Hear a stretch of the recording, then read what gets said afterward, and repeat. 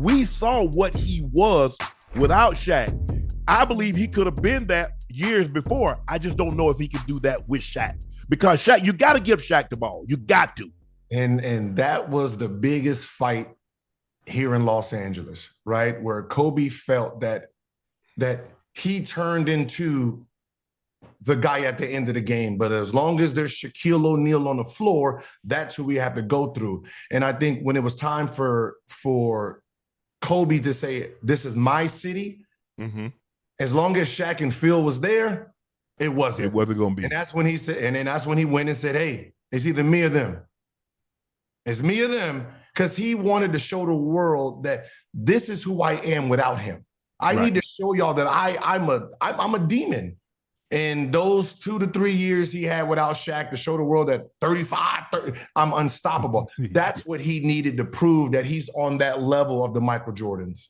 And we saw it because when Shaq would miss games, we would see some of these virtuosos from Kobe. Yeah. So it gave the world an opportunity, but they're like, and I'm like, no, he can't be that with Shaq.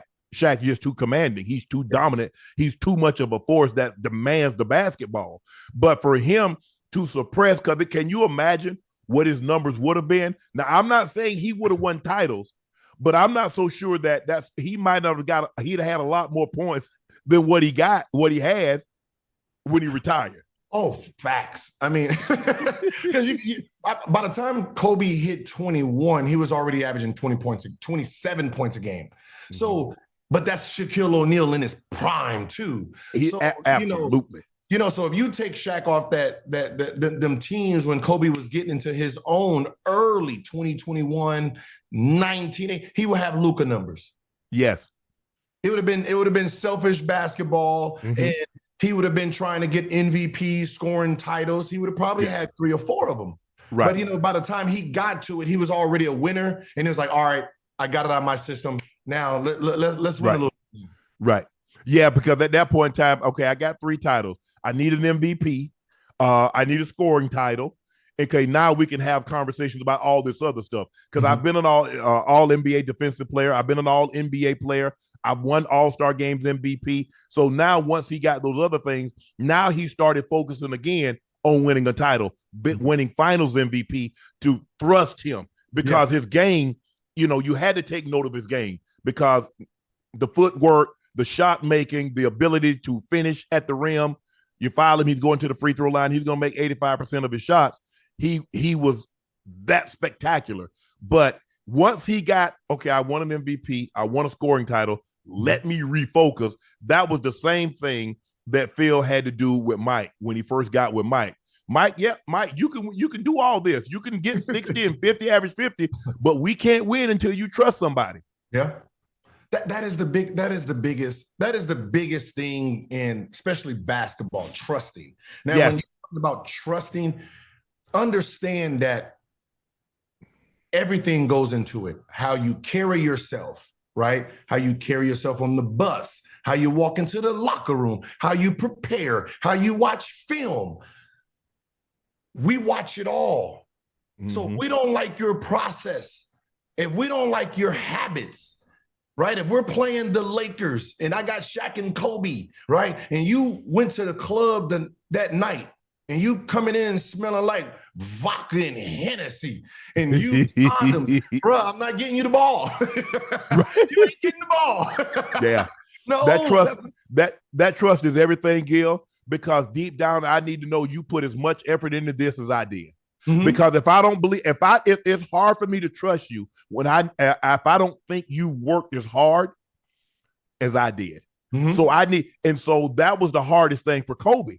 Kobe, and the thing is, we're going to talk about this a little later. Kobe was like, bro, why am I going to pass you bums the ball? You show up late, you leave early, you don't study, you hang out, and then you want me to pass you the ball. Nah, if you want it, you're going to get a rebound and put it back. And I'm going to be clapping for you to throw it back out to me and let me shoot another one. Hey, that was that whole selfish thing, right? Everyone's calling Kobe selfish, right?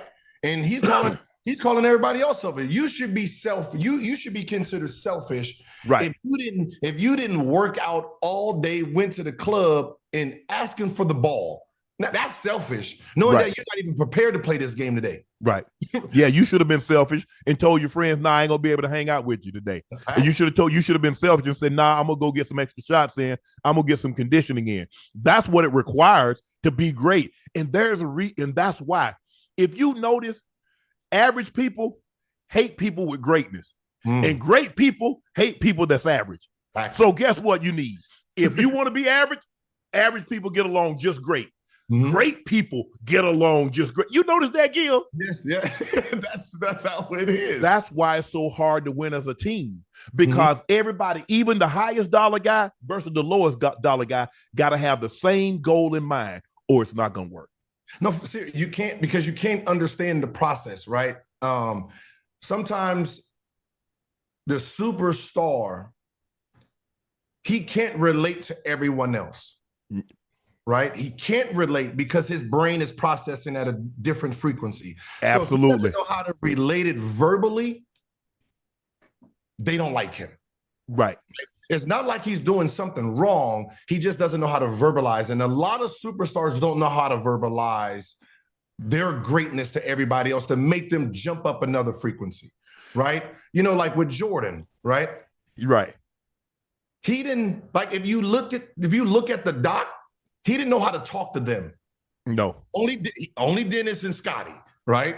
And Scotty had to relay the message to the rest of them. Right. That's why Phil was great, relaying the message. Like, he didn't coach Jordan. He had to coach everyone else to deal with Jordan. How to accept Jordan. Because it's hard. A lot of times you're so great and everything's come so easy, you wonder why they can't do it. Yep. Well, if they could do what you do, they would be great and you'd have a team full of great players. That's the hardest thing, to get somebody great to understand in any field, because they're looking, bro, why can't you get that? Why can't you do that? It's so easy. The test is only easy if you know the answers. Yep. A given sport is only easy because you make it look easy. It's not easy.